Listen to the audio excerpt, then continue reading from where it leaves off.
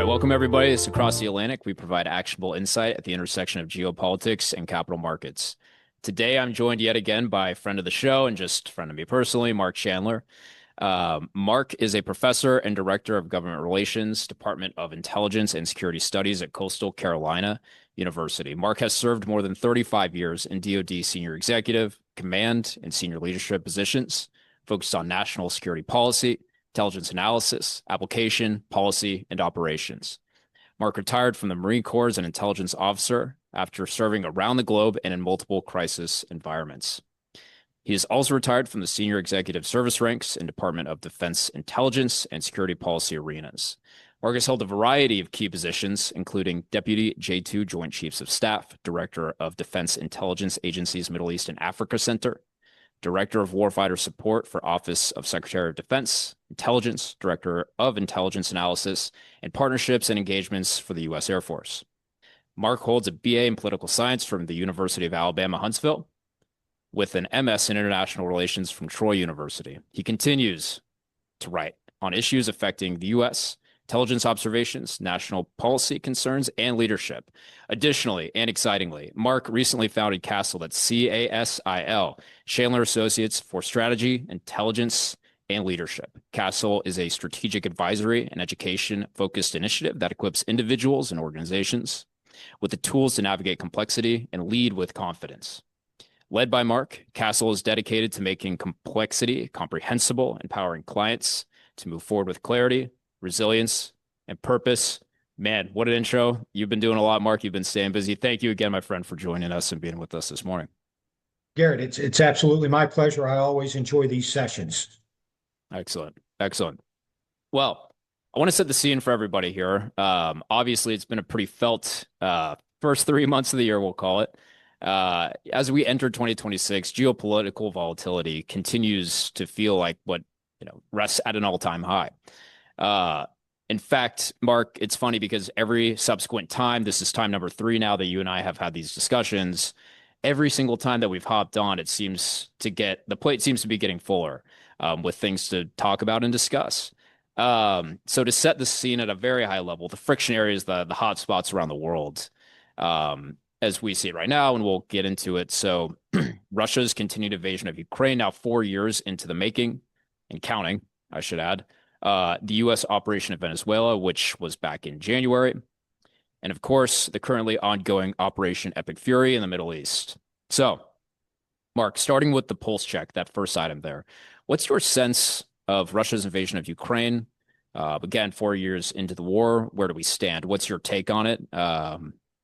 Things like Russia's capacity to maintain the war. I remember even super early on, we were talking about, they're going to lose revenue from oil sales. That seems to have that argument seems to have dissipated. Doesn't really seem to be in effect. How has Ukraine been able to hold on for so long and so resiliently after people were saying again for so odd many years that the line's going to collapse, but they still are valiantly hanging on? What's your assessment of the next few years look like? Just all of those things, and we can take all those individually. I know it's a lot. So I guess what's your assessment of where things stand in the conflict right now? Well, Garrett, I think let's start at the beginning with your first part of your question, where you talk about we're at the 4-year mark. I can tell you that when Russia invaded, 4 years ago, all the experts, including intelligence experts in Washington and NATO, the military experts said that Ukraine will collapse in about 3 weeks, maybe a month. Russia will have this and they'll win. They'll be in Kiev. So we're over 4 years later. They've maybe gained 1% of territory that they occupied at the beginning of the invasion. So really what we're seeing here, and you can look at the battlefield, it's modern technology with World War I tactics. And so when I start to see how we're doing, I mean, we've seen a revolution, an evolution and a revolution in military technology used on the battlefield. But we haven't seen Russia capable of taking advantage of that. And so when I go back, there's a few things that this is kind of pointing out. The big bad bear that we envisioned in the West as the Russian military machine, it was a paper tiger. I mean, you look at that. we did estimate 10 days, 3 weeks, they'll be in Kiev. And they just didn't have, and don't have the ability, even though they outmatch, outgun, out manpower the Ukrainian military. Their tactics, their skills just can't coalesce on the battlefield to gain the needed momentum. Plus, we absolutely have to give, a big kudos to the Ukrainian military, the Ukrainian people for their resilience in this. And I think addressing another part of your question, when you look at that, when your home country is invaded, it brings out a different type of approaching your character. And we're really Right. seeing the Ukrainians step up to that. This is their homeland. They were done wrong. They were invaded, by Putin and Russia. And so they're standing up to that. They, of course, have had a lot of Western help and they needed that. But in the early days, it was all the Ukrainians. They were alone. They were pushing back the Russians. They held off across the northern front and the eastern front. So they pushed back on this. And so I think when you look at that, the big thing is we're seeing a weak Russia militarily. They've lost the last count. I've got several 100,000 dead Russian soldiers, several more 100,000 wounded Russian soldiers. I mean, they're bringing people in. They're tricking human trafficking networks from Africa and bringing folks in to fight for them there. They've Yep. emptied their Right. prisons. So you've got a lot of global reach for this conflict that Russia's having to go. They are bleeding national capital, national treasury. And when I say that, let me put this. If you've lost 600,000 men, that's fighting age males. So we're talking 19 to mid 20s. And, that's just a rough estimate of the age range. That's tomorrow's generation. Yeah. You now have 500,000 young men who aren't going to be there to take further. So they're going to see that problem in the workforce, in population growth, as this plays out. So Russia's got an impact that's still left to come. Speaking economically, you address that. So here's the thing: the Russian economy is in shambles, uh, but they still have that energy market, and right now, they're getting a boost actually from the Iran war. Because we just gave sanctions relief for India to buy more oil. China cannot get oil right now from Iran, so they're going to increase their import from Russia. And Right. the market prices, as we've seen them really skyrocket in the last few days, even though Russia sells it below market price, that means they still get to sell it for more than they were. So they'll get a boost for their energy economy, but that doesn't filter down across the entire, Russian economy or to the Russian people. It's still pretty bad off over there. And I'll Yeah. kind of Right. pause right there and see where you want to go. Yeah, no, I think that's a great point, and is specifically on the economic front for Russia. And it's been talked about, right? So they've kind of converted their economy to a full wartime economy.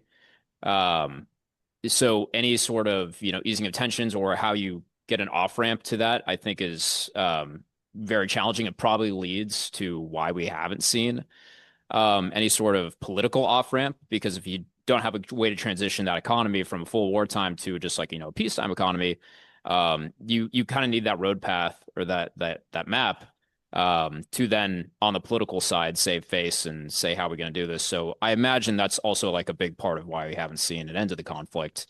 Because to your point, they seem pretty diminished at this point, both on manpower. You mentioned the 600K ish plus folks that have Russian soldiers that have died in the conflict in the war. And then on the Ukrainian side, I don't even know how many, but I'm sure it's a lot. Um, so I guess, Mark, what's your assessment, just to keep us moving on the total global hotspot pulse check and review for 2026? What's your assessment of the next few years look like? Just looking into your crystal ball, like, next 1 or 2 years, are we likely to see? I know it's a hard question. Are we likely to see an end to the conflict? Are you seeing it more dragged out? Like, what are the factors that would go into any sort of peace deal, and are they even present? Well, I think the factors are present, But here's the thing, and this is what I try to talk to analysts about, at the university or back when I was working full time, as a senior analyst. And we need to look at the cultural aspects and the human dynamics at play. And Putin really is the center of gravity, if you Yeah. will, of what Russia is going to decide. Right now, he doesn't feel the pain, and that may sound counterintuitive, considering he's lost hundreds of thousands of his population, but that doesn't affect him. He is driven to conquer Ukraine, to come up with some, uh, I don't know, dramatic idea of what the Russian Empire is from Yeah. 400 years ago. So he's driven by that, and that's what he wants to achieve. So as long as he has those desires and he's not feeling the pain, or his closest inner circles aren't feeling the pain, they're going to continue on. They will continue to drive on. So Ukraine, and they've lost tens of thousands. So when you look at that, how much more can Ukraine bleed, and how much is the West willing to help to stop this Russian aggression? And I do believe it must be stopped, and I'll get into that in Yep. just a minute. So dragging this out, we're at, as I said earlier, World War I techniques, trench warfare, where we gain hundreds of yards in territory a month, if that. And then that Right. that hundreds of yards gets pushed back. So you could see this drag on for a couple of more years. What has to happen is, Putin has to find something to save face, because he's Yeah. got to consider this victory. Ukraine has to come to terms as a population and as a leadership with how much territory are they willing to give up, and how do you reach that conclusion? Do you have a vote or something there? So that's an internal Ukrainian decision. And those right now are opposed to one another. How much Right. territory Putin wants versus how much territory Ukraine will give up. So that's a key point that's going to have to go, that we in the West really can't comprehend. Yeah. Now, the next thing is the West must put in security forces. And I've written a couple of times in my Castle monthly newsletter that talks about what that good deal looks like. And somehow either NATO or European forces have to go in as a buffer between the Russians and the Ukrainians, so that there is a cost for Russia to continue this war. If they don't feel economic pain personally with Putin, if they don't feel a military threat that can stop them or counter them directly from the West, then there's no incentive for Russia to stop. And so Yeah. when you can reach that, that's going to be the challenge. And that's going to be, it could be 6 months from now. It could be 3 years from now on that one. And I know Yep. that's I didn't bracket you in very tight on that. So I'm No, giving no, myself some that's wiggle perfect. room That's and exactly what I was looking for. And another I think thought. and the important piece here too is like, as we talk about like the conditions for a war continuing, or the conditions for a potential peace plan, it's important to say, and I say this in like a lot of the short videos, short form stuff I do. We're not placing any moral positioning on anything that could potentially happen in any of these scenarios. This is just purely just inputs and outputs, because as you Yep, mentioned, that's how a lot of these leaders are, coming to conclusions about how they're going to act as a country, right? So, Putin's going to act a certain way or not act a certain way based on just on the inputs that are in play and the outputs, the potential outputs that could be on the table later, right? So there's no moral implications on any things that we're talking about, just pure execution, pure inputs and outputs. Um, exactly. Good. Okay, so that's crazy. 4 years in, but great to get your take, Mark. Thank you. Super interestingly, obviously very top of everybody's mind, the Venezuela operation. So in early 2026, it was January, but keep me honest there. Um, Obviously, the U.S. carried out a military operation that resulted in the capture of Nicolas Maduro, the current dictator, in Caracas, the capital. So, Mark, from a strategic perspective, what objectives was Washington likely trying to achieve via this direct intervention? Now, I think we all know what those are, but just to lay it out for folks very plainly, what was the goal of the intervention, and what's your assessment 2 months later? Now we sit in here in March. What's your assessment of where we stand post Venezuela operation? Well, Garrett, first, I would really like to say that as a military operation, and an intelligence operation that was phenomenally successful.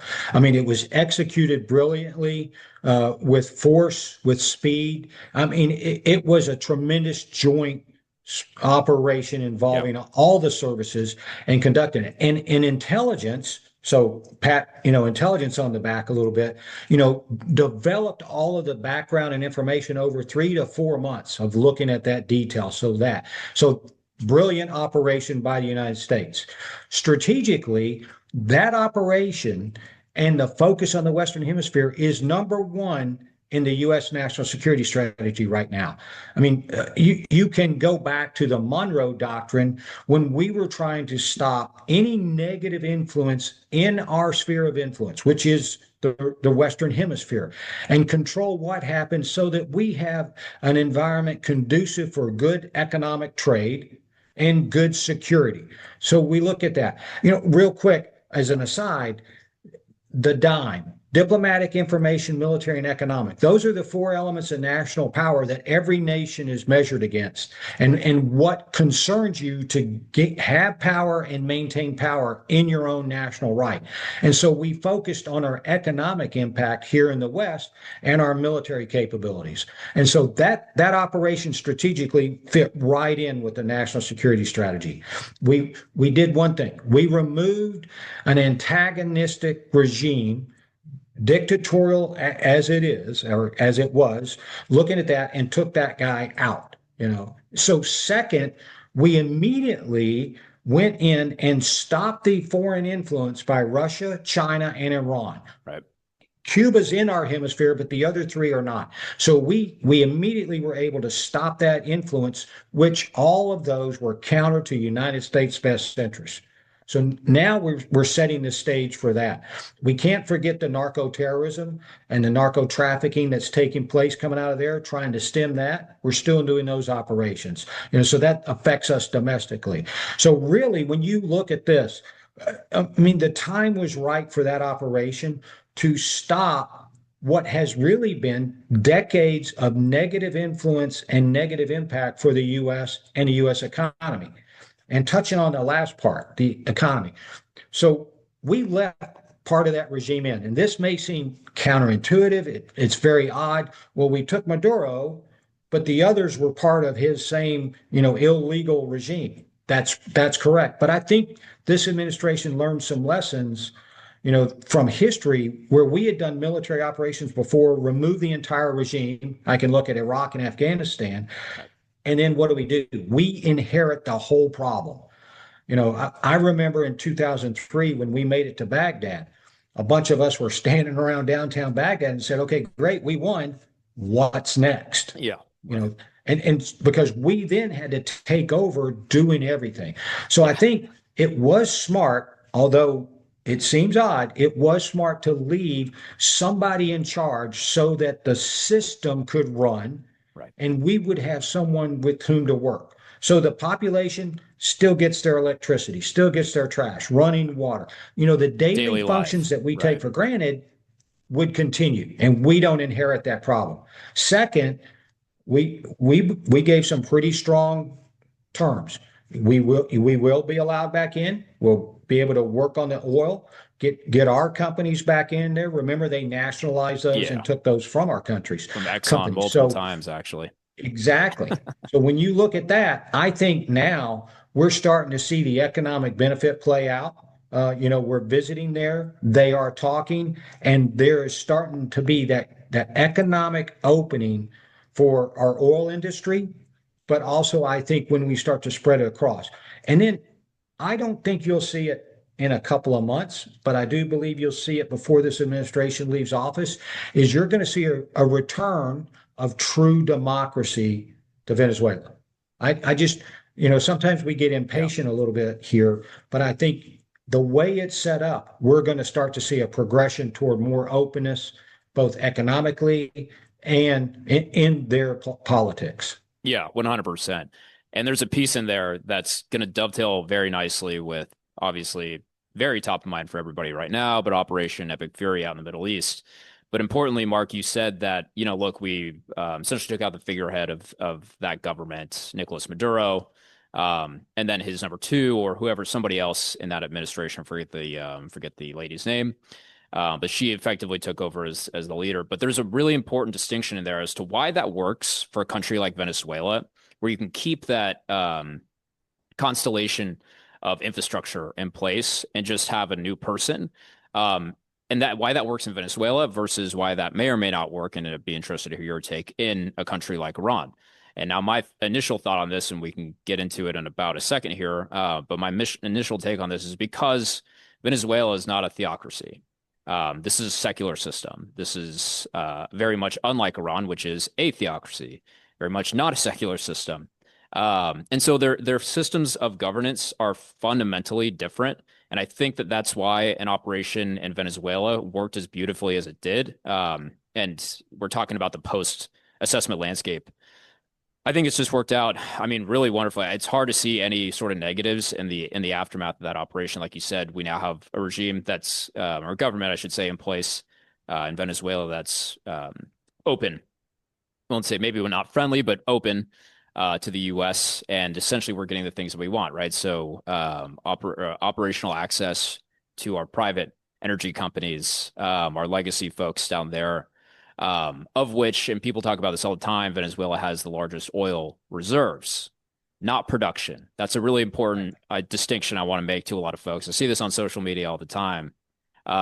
Reserves are not the same as production. If you're in the energy industry, you know this. It takes a lot of time and capital investment engineering to turn those reserves into actual energy. Then you have to transport them all over the world. So low production, a lot of reserves. It's going to be great to divert those to pretty much anywhere else besides Russia and China. Obviously, China Hmm. relies very heavily on energy imports, and some of those, not a lot, but some of those come from Venezuela. A lot more come from Iran, which is why the Iran conflict is really important right now. And then likewise, as you mentioned, influence. So China used Venezuela as effectively the Trojan horse to the rest of Latin America. Exactly. Influence, telecoms, all this kind of stuff, foodstuffs, critical minerals that exist down in Latin America. That was kind of Venezuela was China's jumping off point. In addition to that, they placed a lot of military hardware and assets in the country, which also, I think, in military planners' worst nightmares, could be used to shut down the Panama Canal in the event Hmm. that they were to invade Taiwan. We could not move our military assets quick enough via the Panama Canal to get to Taiwan fast enough. That's like, I think, a doomsday scenario. I don't know how realistic that is, but it's been said. So I think the post assessment for Venezuela has been largely positive. But Yes.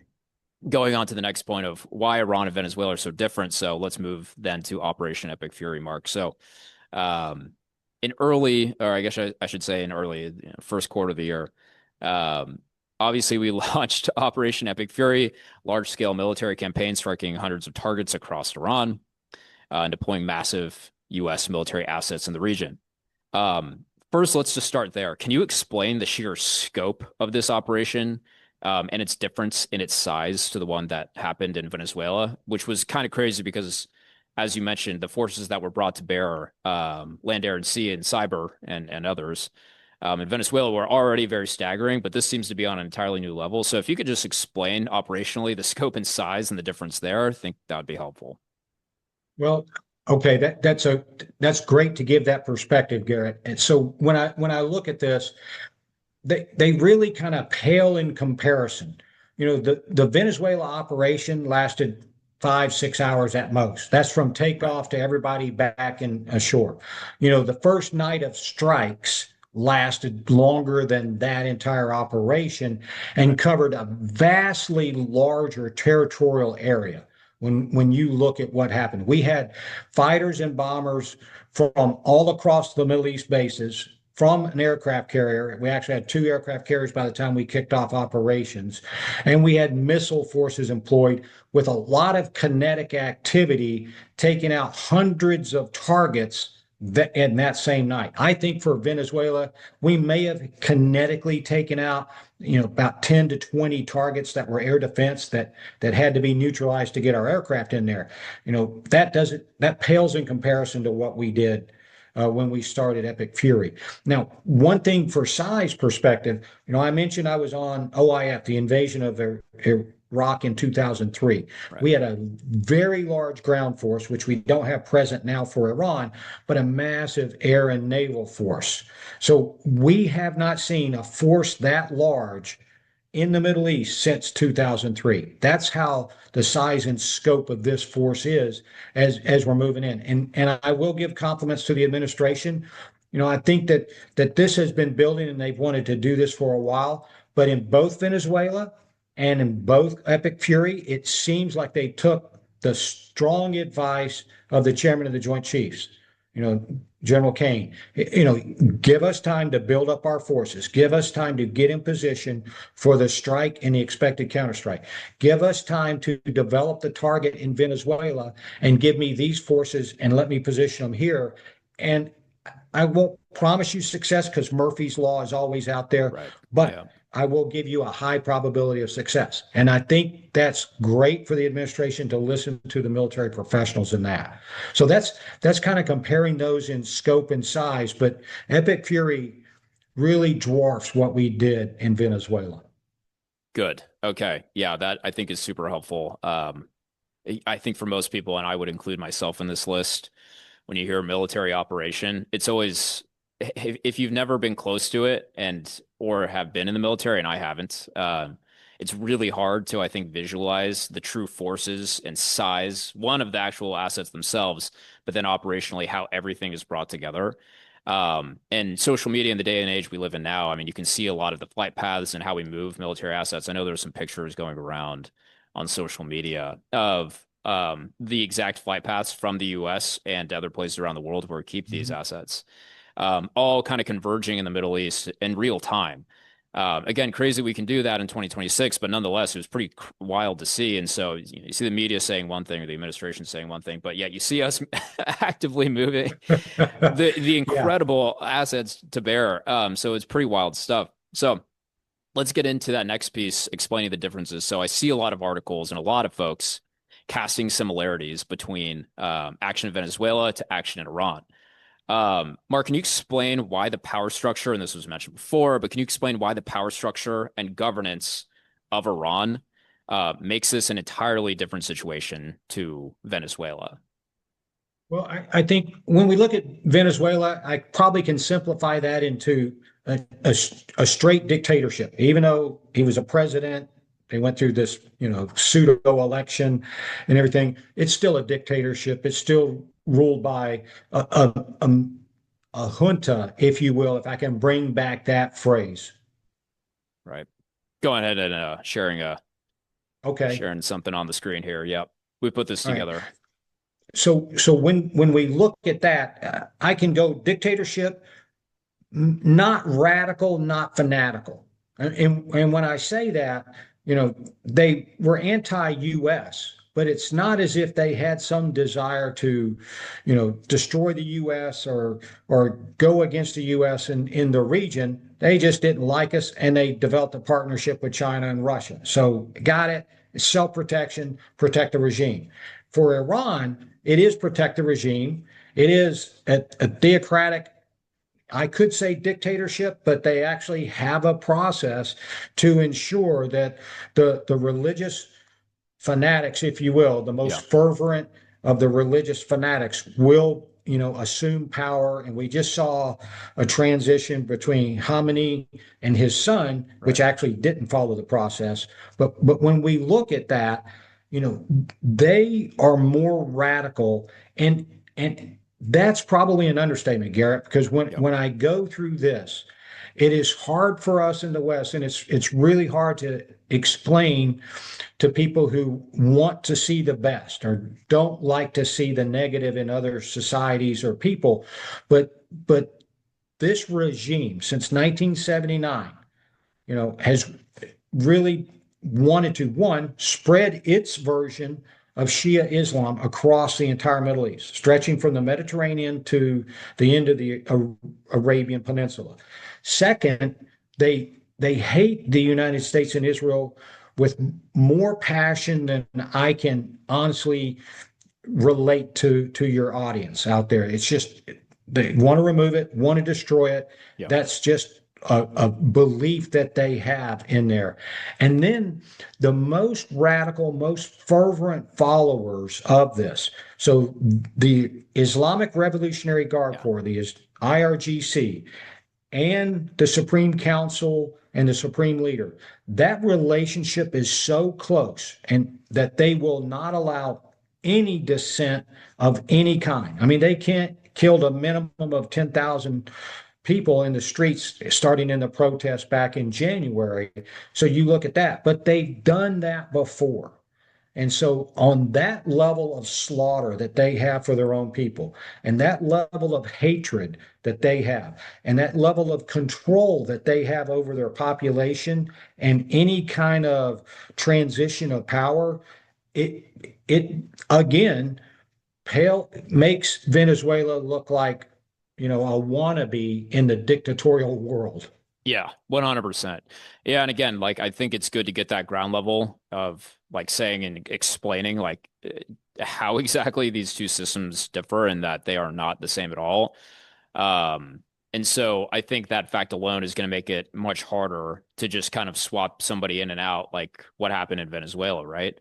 Now, Right. as you mentioned, the current Ayatollah is the son of the previous Ayatollah, which is interesting. And obviously, folks have talked about this all over the place, but signals that they're not ready to back down. Um, can you explain, Mark, a little bit too? What's the relationship now? So I understand, and this is something I don't really know a whole lot about. So the last Ayatollah obviously had a lot of power over his time. He consolidated a lot of power in that system during his lifetime. But now that he's gone, it seems to me, and I've heard that the IRGC has, really, they are now the de facto effective decision makers. It used to be the supreme leader. Now it's probably the IRGC and the son of this new Ayatollah, the son. It's probably Mhm. just more of a figurehead. He's less of an actual decision maker. What do you think about that? No, it's hard to understand the inner workings of that. So I'll just caveat my answer with that, Garrett, as I Yeah. as I work my way through this. But what you see is this regime gets its power from within, and within the everyone is going to follow the supreme leader and the Supreme Council and the IRGC's loyalty to that. Except over time, the father Khamenei had an understanding with the IRGC, and the IRGC grew its power and strength Yeah. through that decade's relationship. His son, who is now the supreme leader, worked closely with the IRGC for at least the last decade and a half, understanding their operations, being part of their operations, not conducting them, but being part of the planning and what they wanted to do when they attacked the United States forces or whatever they did. So he has that strong relationship out there. But I think you hit the nail on the head because going forward, we can take out, and I can guarantee you that the new Supreme Leader's target number one now Yeah. to be taken out. But the IRGC is probably what we call in the military the center of gravity because they're the ones that have Yeah. the best fighting capability. They are the ones that are probably controlling 80 to 90% of the missile and UAV launches. In other words, they don't own them, but they're making sure they're getting launched. They're making sure that the attacks will continue against all the Arab states, against the United States bases out there. And they're also the ones that are the ultimate control of internal stability. So they're going to repress any kind of internal dissent. I know they have security forces in Iran, police forces out there, but those two groups aren't going to do anything the IRGC one doesn't approve, Right. and two they're going to do the IRGC's anything that they say. So you looking at this, I would say the IRGC is the center of gravity, and you've got to remove them. But they are everywhere. Their command and control is extensive across the country. Interesting. Yeah. And I think, yeah, I mean, like that's another really good point too, is usually at the start of a war, you go for that command structure, the people, the places, the bunkers where the actual decisions are being made. And if you're saying they're varied and vast across just geographically, not even just numbers wise, but I'm sure also numbers wise, it's hard to cut the head off the snake because there is no just one head. They're all over the place, as you said. Now, also, this is super interesting too. So good point here, Mark.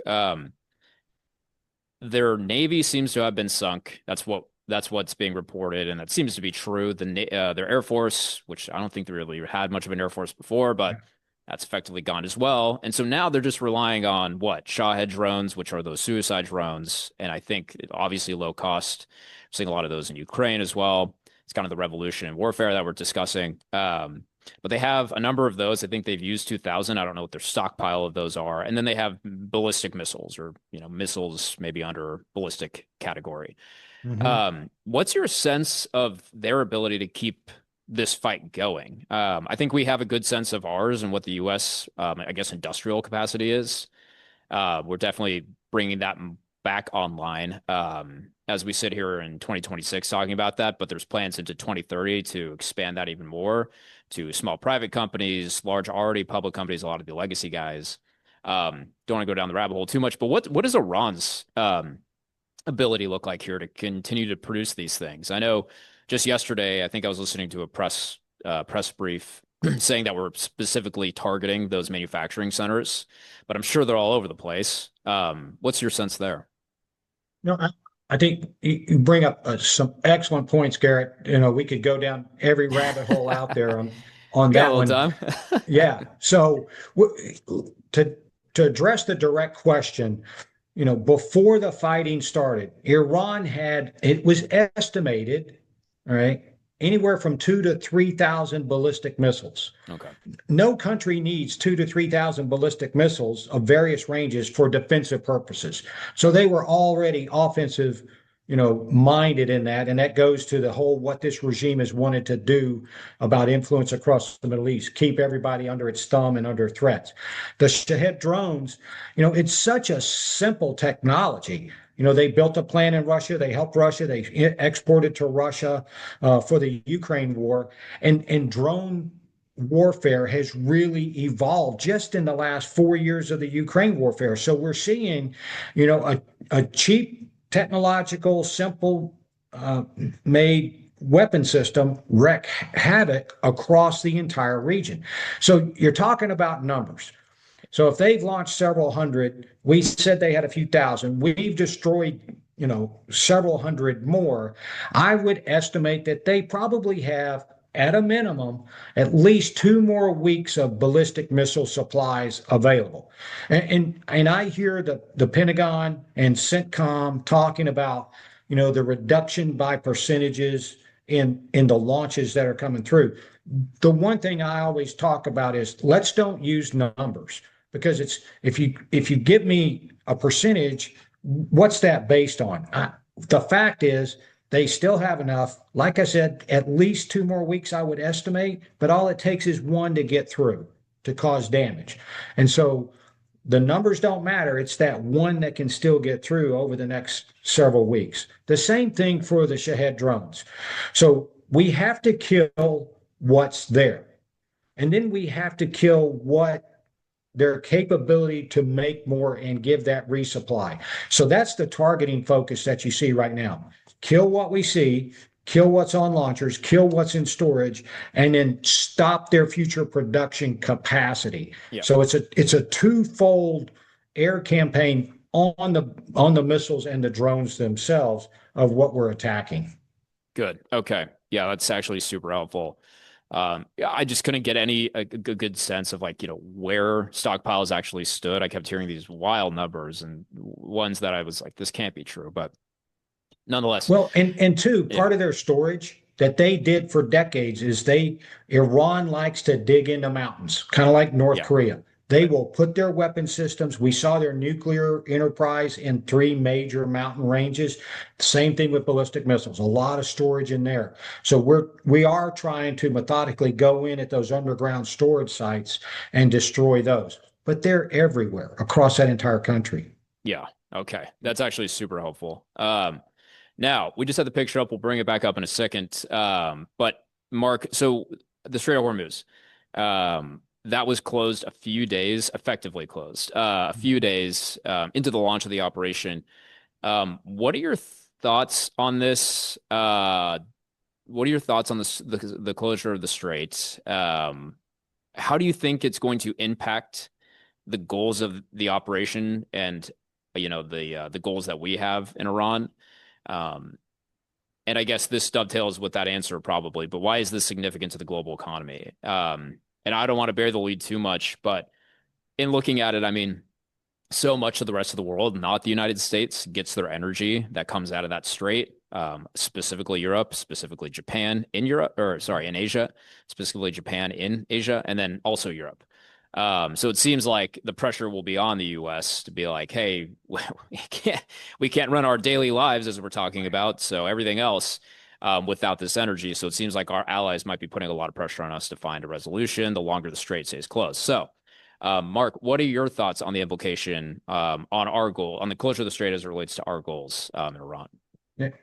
Garrett, I want to say first off, your insight about our allies and their reliance on that energy is phenomenal because that is something that few people realize about the need for the oil coming out of the Middle East. We're self-sufficient in the United States. Yeah. I don't know if that's the right, energy term to use, No, it is. but Yeah.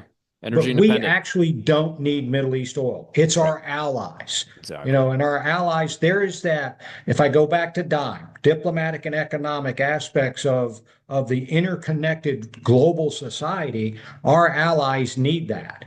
And so while we can handle some of the offset from that, the entire transportation system of the world energy market's not set up for us to right now. So that's a key point. I just want to, hats off to you for picking that up because a lot of people fail to understand that nuance of it. But looking at the Strait of Hormuz itself, this is something that every time we planned a military operation in my almost 40 years of doing this kind of work, that is one of the most critical areas that we looked at for anything going on in the Middle East, whether we were trying to get our military forces into the Gulf, trying to get our forces out, or keep the flow of oil and goods moving out of the Persian Gulf. And it's for perspective, it's about 27 miles wide. But the shipping channels in there's one channel in and there's one channel out. And so now you're even more narrow, you're going slow. It is such a strategic choke point for so much that the world relies on. And so what we're looking at, and you talked about destroying the Navy. Yes, we went against, and I think in the first day we destroyed, I think it was anywhere from 10 to 16 larger ships out there. Yesterday, CENTCOM reported taking out 16 mine lane capable ships. And let me give you a little history for perspective for your audience is Iran has blocked the Strait of Hormuz before. If I go back to the 80s, President Reagan did Operation Praying Mantis, I believe it was called, because Iran mined the Gulf. They started attacking tankers, and we went in for 2 or 3 days and really destroyed a lot of their Navy. But that was only a pinprick in time when you look at the threat Iran has posed. So the straits are critical to that. We understand it. But right now, the United States does not have the ship capacity in the region to do both offensive operations Right. into Iran and then what we call convoy operations. So we need some allied help. So I believe France said they were going to send some frigates, which is a medium-sized ship, over to the region. We need some of that to come around and Yeah. start opening up and running escort operations. The threat to destroying an oil tanker isn't overwhelming. And now I'm not on that tanker, so obviously that I'm speaking about a threat to somebody who's sitting on the tanker. We're talking maybe a ballistic missile that's going to cause damage to it, hopefully not sink it right in those narrow channels, Right. or a drone attack that's going to start to impact it. But if you start hitting every tanker that goes through there, one, Lloyd's of London is really going to up their rates. They already have, Yes. and Yeah. that's where most of the shipping insurance goes through. Right. And so you start to look at that, it's not cost effective to keep it. That's why you have 1,000 ships stuck up in the Persian Gulf right now, and even more waiting outside to go. So that's the critical aspects. We need more surface ships to Yeah. be able to open the Strait of Hormuz by escorts. It's not going to be, you're never going to get, until this fighting is over, you're never going to get a 100% guaranteed safe passage. You Right. just have to reduce That's why that insurance percentage exists. of impact. Yeah, no, 100%. There's so much to, oh my God, there's so much to talk about in that, Mark. I guess I'll start. I totally agree. And I guess I should also say, when we say like the strait has been closed, this isn't Iran just saying we are now closing the strait, because obviously it's not just up to them. This was, I believe, when the language started getting tossed around was when they said, "Hey, we might start." They just threatened to fire upon ships, and then everybody effectively said, "Oh, it's effectively closed." Yes. Um, but this isn't just some mandate of, "Hey, it's closed." It's just Iran threatening to, "Hey, we may or may not strike ships," and of course, nobody wants to be the captain of any of those vessels, as you said, sitting right here, doing on the screen. But it's always deceiving looking at it on a picture like this, because from a map, it's like, well, that either doesn't look that wide or doesn't look that far or looks very far. But I mean, like you said, there's one way in and one way out. And I think also importantly, if Iran were to make good on their threats, say they're in the middle of the channel right now in the Strait, and they were to completely immobilize or make it essentially junk in the Strait, then the rest of the ships can't come in and out either. So you're talking about weeks or months that it's effectively closed because people can't even transit it, um, Exactly. which is wild to think about. Yeah. And then important to note, it's not just exports leaving the Strait, but it's also, as we said here, it's also imports coming into the region. Food, consumer goods, machinery, electronics. I just chat GPT to like what were the largest imports to the region. But for our allies in the region, Jordan, Kuwait, Qatar, UAE, Saudis, these are all really important items for them. Obviously, foodstuffs is huge. Consumer goods are great. Electronics, all this kind of stuff that goes into a myriad of different other components. So the imports are also very important here. But for the exports, obviously, that's where the rest of the globe is focused on for pretty obvious reasons. Right. Another point to make is if the strait is effectively closed for all of our allies here in green, well, this is also Iran shooting themselves in the foot because then they can't export as well. So it's not just bad on us, it's also bad on them as well. Um, so right now we have it here, 80 to 90% of all Iranian oil exports currently go to China. Well, that Mhm. 89% is going to be a trickle, if not completely stopped, of what it used to be. So yeah, I guess you could view that as a positive. Likewise, Iran's not going to be getting as much of the cash from those energy exports to continue prosecuting, I guess, their own defense or to continue prosecuting the war, as well as proxies in the region, right? So Hezbollah, Right. Hamas, Houthis. So there's like so many knock-on effects of this decision. You also mentioned Lloyd's. So Lloyd's in London is a marketplace, for folks who don't know, is a marketplace for insurance and reinsurance.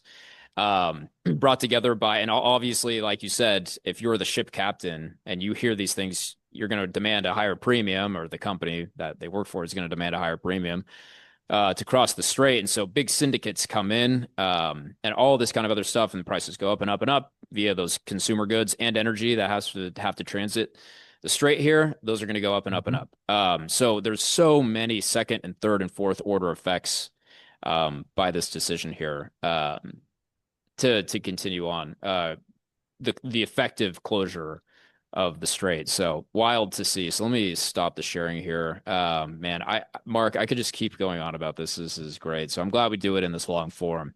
Yeah. No, Wait. I mean, the insight's great. People, it's that ripple effect that Yeah. people don't get to see at times. I mean, I really hope people can grasp what you're talking about when they see this ripple effect out there. I mean, Iran. hasn't gone out there and put a stop sign up in the Strait of Hormuz. Right. Just the Yeah. mere threat or hitting. But if they do sink something, now you're talking real closures. Correct. So, Yeah, yeah. exactly. Exactly. It's wild. So on this topic, Mark, so I think what was it? It's Wednesday now. On a Monday, I think, the president came out and said, "Oh, we're close to he sees a near-term closure to the war. We're gonna in the near term be done with our goals." And this is after previously saying it may last weeks, if not months. So, taking, I guess, all of that into account, Mark, and your experience as well, if you were to look in your crystal ball yet again, I know it's the second time today I'm asking you to do that. How do you see this conflict playing out? What does, in your eyes, success look like, and what does, in your eyes, failure here look like? Okay. I was worried about this question, Gareth. So, um, here's what I think. Number one, and obviously I don't have insight to what the administration Sure. is looking for in this, but I can tell you, looking at the threat that Iran has posed, and I just want to take a side trip real fast. Yeah. Iran has been one of the most destabilizing factors in the Middle East and the world, both economically and militarily, for 47 years. They are responsible for thousands of American deaths directly and both secondhand. I can go back to, I'm a retired Marine. Yeah. They killed 241 U.S. service members at the Marine barracks in Beirut in 1983 with Hezbollah. So you can see that history. Do we want that to continue? And I think this president said, no, it's time to stop that. And then I guess the 600-pound gorilla in the room was the nuclear weapons. And Right. they were pursuing nuclear weapons. And they were actually getting close. So I'm a little concerned about that. In the negotiations, I've got to tell you, and I know, and one, I don't like war. I've been in two of them. I prefer a diplomatic solution. But at a certain time, you're dealing with people who refuse to negotiate honestly, and that's Right. Iran. They want to destabilize the region, get rid of the United States, get rid of Israel, and kill as many Americans on their way out as they can. So, Right. having said all of that, if our objective was to get rid of the nuclear weapons program, then we need to ensure that we have destroyed their capacity for making nuclear weapons. Last June, Midnight Hammer and the 12-day Israeli campaign, did go after a large part of that nuclear capacity. It did not destroy it all. But what it didn't get, we need to start to dismantle kinetically now. And then there is the point of the enriched uranium that Iran actually bragged about right before the operation to Steve Witkoff at one of the negotiations. Off the record, they said, we do have enough enriched uranium for 11 bombs. Well, that matched our estimates going in, but they were bragging about it. And Right. I'm concerned about the tense of the verb. They said have versus had. Yeah. So they're saying, so my question as an intelligence analyst is where is that enriched uranium, or how much did they squirrel away before we hit it last June? So I've got that aspect. We've got to stop the nuclear weapons program and take away their capacity for any development in the future. All any country needs for peaceful purposes, just as another sidebar, is 3.5 to 5% enriched uranium. For peaceful nuclear power purposes, you need nothing else. They had it up to 60%. Yeah. Yeah. Okay. So there's no other reason other than weapons. Secondly, we've seen the damage that their missile forces and UAV forces or drone forces can have. We have to eliminate that offensive capacity that they have and their future production. So nuclear weapons, or offensive military, ballistic missile, and UAV capacity. And then when I'm starting to look at this destabilizing effect across the Middle East, they've wanted to spread the Shia crescent since they came to power in 1979. That means everybody follows what Iran does. They don't go against Iran. I mean, basically, Iran rules the Middle East in its image.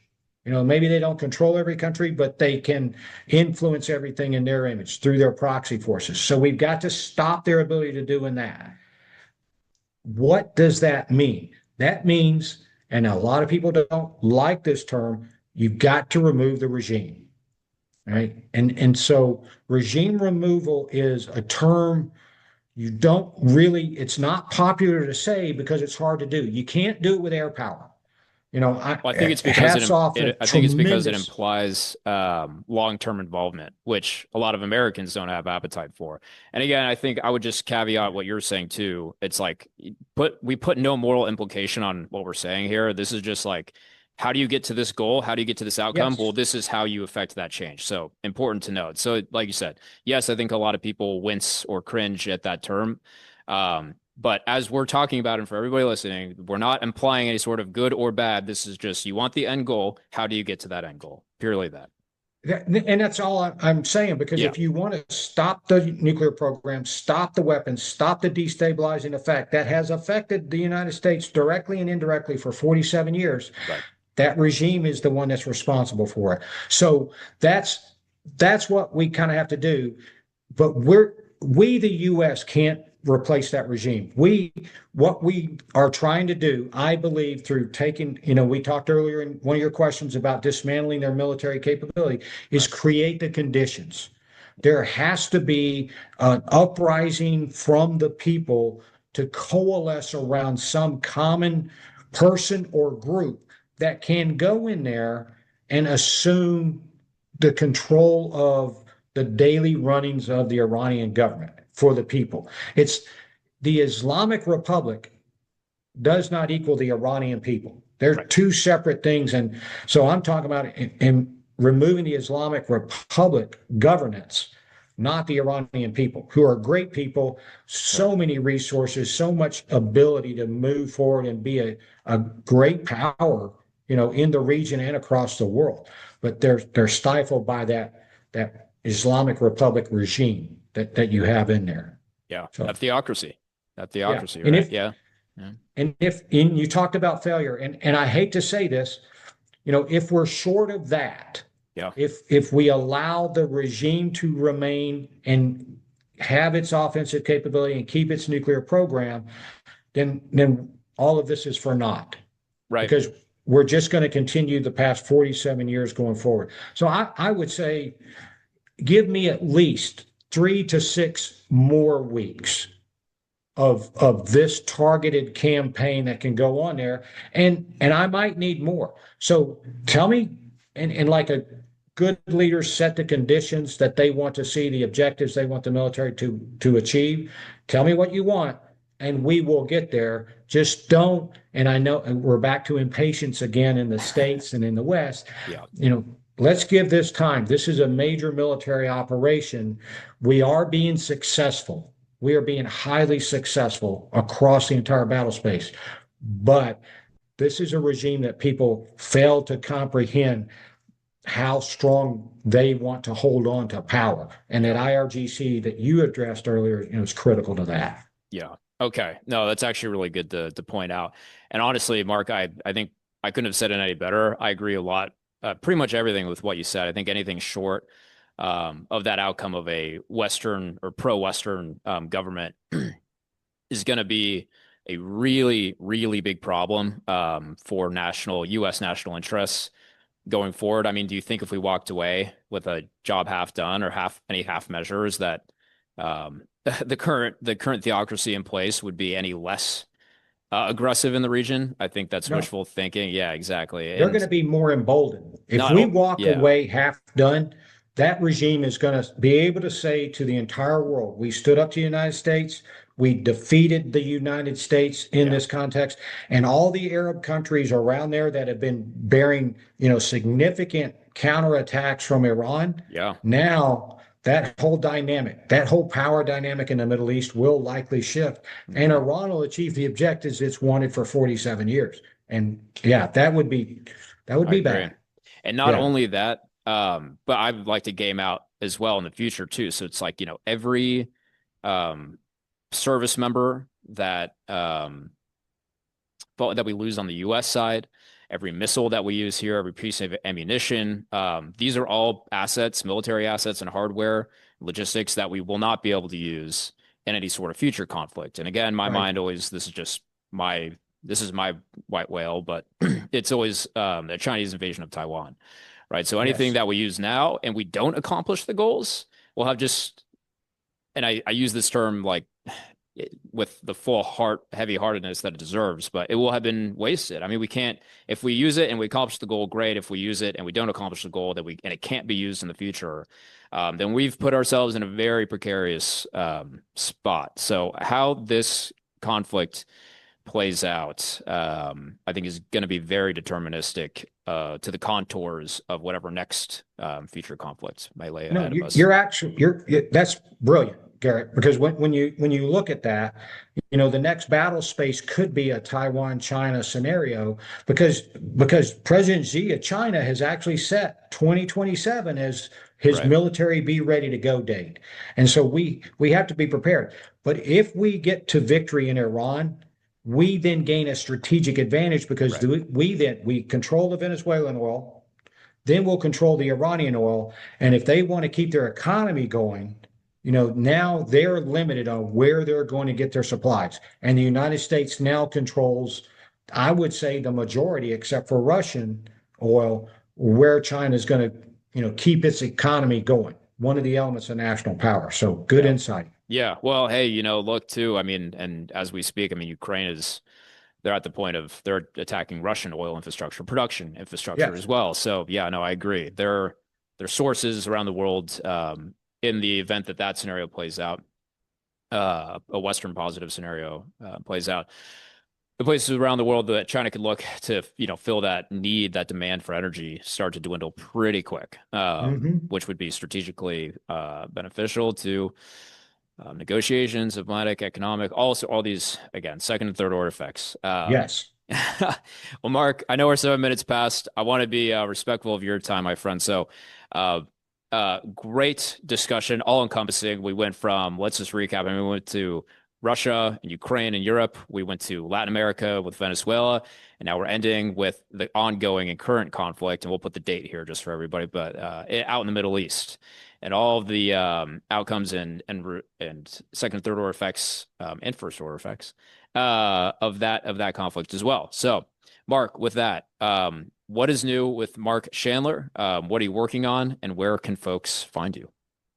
Well, Garrett, thanks. I appreciate the opportunity. And I love these discussions, traveling around the world. You make me think through this thing. So, you make me Goes both better. ways. You make You me and me. better as, Yeah. when I go about this. So not so new is my book is still out there. So cheap plug about the Israel-Hamas war. There Yep. you go, right There it there. is. So looking at that, and the thing about that, you go, well, that's the Israel-Hamas war. Actually, there's several pieces in here about Iran, what Iran has done in history. So it's still applicable, if you want to look at that today. On Castle, that you can find me at mark-chandler.com, the Castle website. I post some of my weekly or bi-weekly Yeah. interviews that I have on the current events out there. You can sign up. I publish a newsletter every month, and it takes a trip around the world. So I might touch a hot spot. I might touch a special edition on occasionally, which I wrote before the Iran war started. So you look at those things, you get a snapshot of what's happening around the world, the hot spots out there. And then very soon, we're hoping to start a podcast. So we want to get a podcast going, get it out there on YouTube and Spotify, perhaps, and start to see if I can't, at least help break down some of these complex situations into something a little more comprehensible. Good. And for everybody listening, whether that's individuals, institutions, companies, investors, highly recommend one, subscribing to everything Castle does and Mark is writing about. You get it, like you mentioned, on a weekly and biweekly basis. Um, Really important, particularly as we can all tell, geopolitical volatility is at an all-time high, and frankly, it doesn't look like it's going to abate anytime. So to navigate this, specifically if you're in a company and an investor, highly recommend reaching out to Mark and his team there. Great stuff. Garrett, thank you. Thank you, Mark. Appreciate it.